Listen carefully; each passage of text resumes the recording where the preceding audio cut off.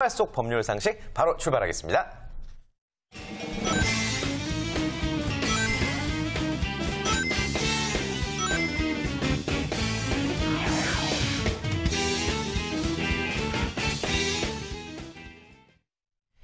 네, 생활 속 법률 상식 안정훈 노무사님과 지금부터 함께 해보도록 하겠고요. 일단 먼저 우리가 해결해야 될 과제는 어떤 상황인지 그 사례 속으로 먼저 들어가 보겠습니다.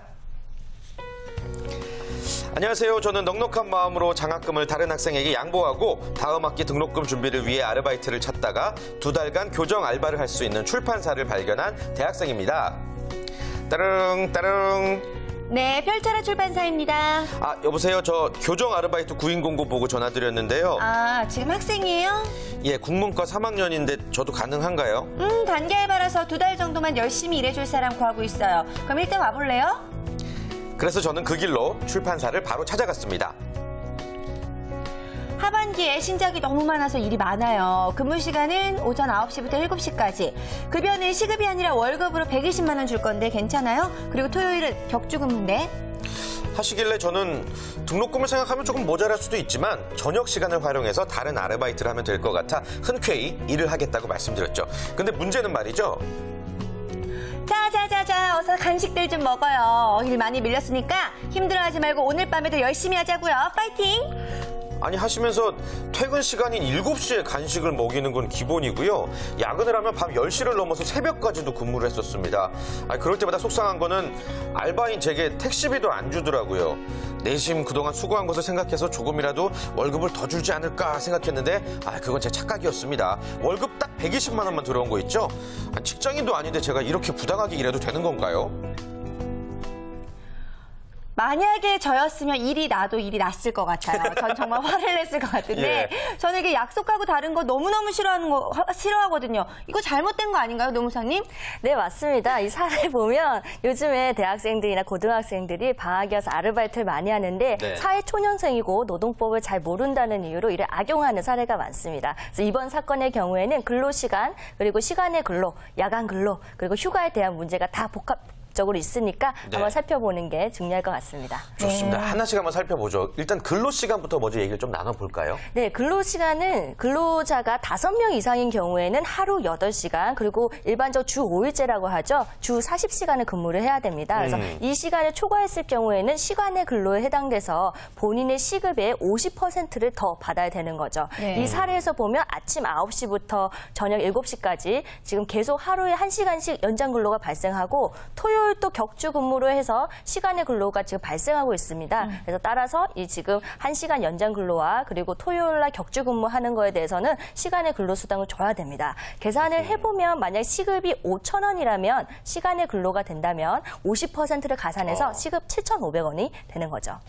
따로 또 책정을 해야 되는데 그런데 기본 근무 시간은 물론이고 야근까지 시켰는데 도대체 이 야근의 기준이 어딘지 모르겠어요. 해가 져야 되는 건가요? 네, 그런데 이제 하절기랑 동절기 해지는 시간이 다르기 때문에 다르죠. 네, 서울시 그럼 여왕의 교실이 요즘 몇 시에 하나요? 드라마? 10시에 하죠? 네, 그렇죠. 네. 여러분들 몇 시에 보통 일어나나요? 7시 정도? 7시요? 8시? 예. 7시, 8시요? 예. 보통 이제 밤 10시부터 아침 6시까지 근무할 경우 이 기간에는 신체적으로 좀 쉬어야 된다 해서 노동법으로 야간 근로로 규정하고 있습니다. 이 근무는 원칙적으로는 제한되되 근로자 동의 있을 경우 가능하지만 근무를 했을 경우 야간 수당으로 시급의 50%를 더 줘야 되는 거죠. 그래서 시급이 5,000원일 경우에는 야간 근로는 7,500원이 됩니다. 또 휴일 근무도 있는데요. 휴일 근무는 법적으로 근로자의 날 그리고 주 휴일에서 일반적인 사업장의 경우에 일요일입니다. 이때 일했을 경우에도 50%를 더 휴일 수당으로 줘야 됩니다. 그렇군요. 아무튼 10시부터 6시까지를 좀 야근으로 보는 건데 저희가 6시 일어난다고 답변을 했어야 되는 건데 너무 게으르게 티가 났습니다. 다들 일찍 일어나시네요. 그래요. 네. 아무튼 사례 속으로 다시 들어가서 우리 학생은 아르바이트로 굉장히 많은 일을 했는데 그만큼 대우를 분명히 받지 못한 상황인 거예요. 네네. 지금 상황에서 사실은 120만 원이 기본급으로 됐을 경우에는 이거를 기준으로 해서 수당을 더 줘야 됩니다. 만약에 이 친구가 일을 했는데 그날이 연장 근로도 하고 야간 근로도 했는데 또 휴일이었어요. 이랬을 경우에는 한 번만 50% 주면 될까? 아니면 각각 50% 가산을 해야 될까요? 어떨 것 같아요? 글쎄요. 저는 좀 어려운 것 같은데 일하시는 분들께 한번 여쭤보도록 할게요. 한진호 원장님은 어떻게 생각하세요? 제일 비싼 거 한 가지만 해주는 거 아닌가요?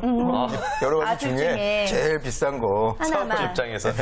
사업주라 입장이 좀 다를 수도 있을 것 같은데 이재현 대표님도 사업주예요. 어떻게 생각하세요? 아, 네, 동의하고요. 원칙적으로는 각각이어야겠지만 아마도 그냥 좋은 게 좋은 거다라고 해서 한 번만 하고 그냥 합의를 할 것 같습니다. 그럼 정답 한번 알아볼게요. 정답은 뭔가요, 노무사님? 위험한 사장님들이랑 같이 있어서 지금 제가 긴장이 됩니다.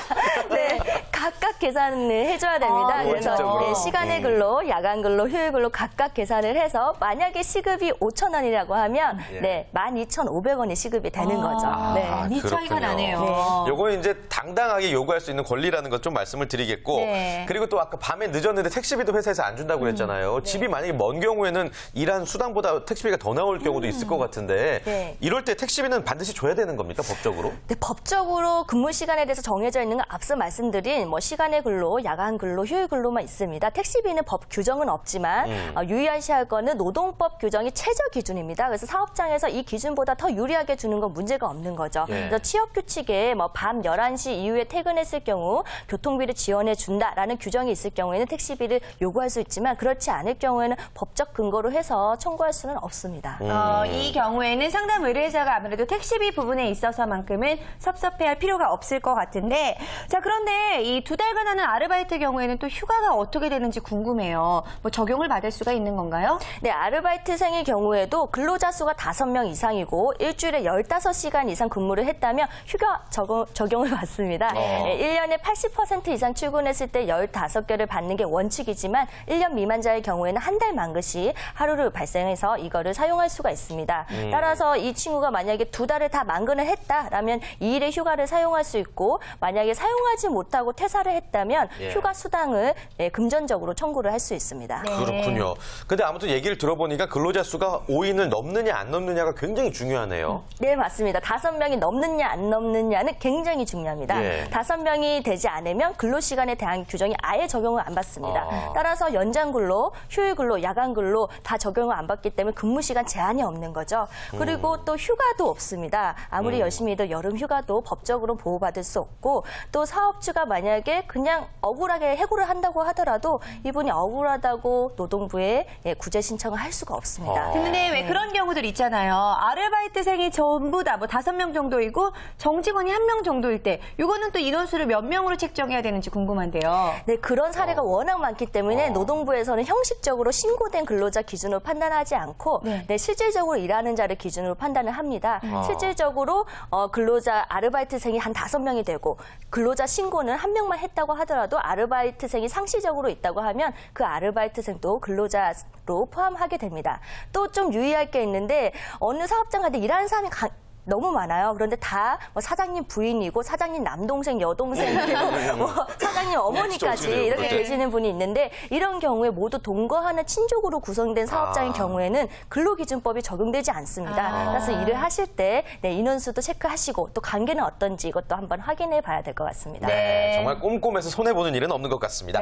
자, 아무튼 방학 시즌이라서 아르바이트 학생들 굉장히 많은데요. 우리 학생들이 좀 더 좋은 조건에서 일을 할 수 있도록 마지막으로 도움 말씀 한 말씀 부탁드립니다. 네, 무엇보다 가장 중요한 건 자신의 권리를 알아야지 보호를 받을 수가 있습니다. 따라서 를 시작할 땐 계약서를 반드시 쓰시고요. 계약서에 근로계약 기간, 그리고 근로시간, 휴게, 휴가, 임금에 대한 내용이 적혀져 있는지 확인하시고 작성하신 다음에 사장님도 한 부 가지고 본인도 한 부를 달라고 하는 게 중요합니다. 그리고 만약 법적 분쟁이 발생했을 때 대비하기 위해서 임금은 반드시 현금으로 아닌 통장으로 받으셔야 되고요.